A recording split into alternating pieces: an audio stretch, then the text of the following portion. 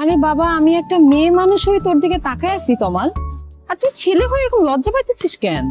জানি না কেন জানে তোকে দেখলে আমার লজ্জা লাগে শিলা। শোন, শরম পাইলে গরম ভাত খাইতে পারবি না।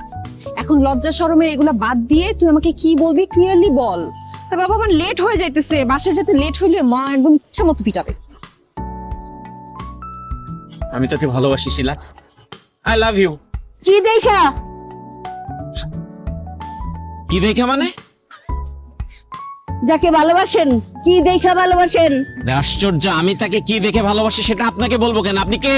আমাকেই বলতে হবে, কারণ তুমি যাকে ভালোবাসো আমি তার মা।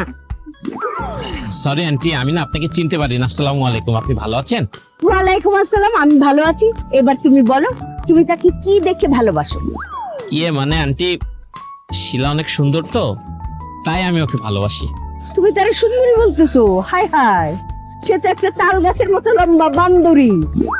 তার মুখটা দেখলেই মনে হয় একটা তাল গাছের উপরে পেঁচা বৈশা আছে। হ্যাঁ, আর তুমি তার সুন্দর বলতেছো? নিশ্চয়ই তোমার চোখের সমস্যা আছে, অথবা তোমার রুচিতে সমস্যা। তুমি ডাক্তার দেখাও।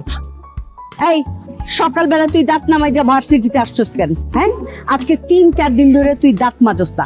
আর কয়দিন তুই দাঁত নামাই যা থাকবে? হ্যাঁ, দুর্গন্ধ মুখের মধ্যে তোর। সি সি শিলা, তুমি 3-4 দিন দাঁত ব্রাশ করো না? আর মা মিথ্যা কথা বলতেছে, আমি সকাল ব্রাশ করে আসলাম। দাঁত ফালাই দিব, সকালে ব্রাশ করে আসছি না? আরে আমি ওর ব্রাশে টুথপেস্ট লাগিয়ে বেসিনে রেখে আসছি, সেই ব্রাশ টুথপেস্ট ওইভাবেই পড়ে আছে। তুই দাঁত মাজস নাই ভালো কথা, তুই গোসল না কইরা ভার্সিটিতে আসছস কিভাবে?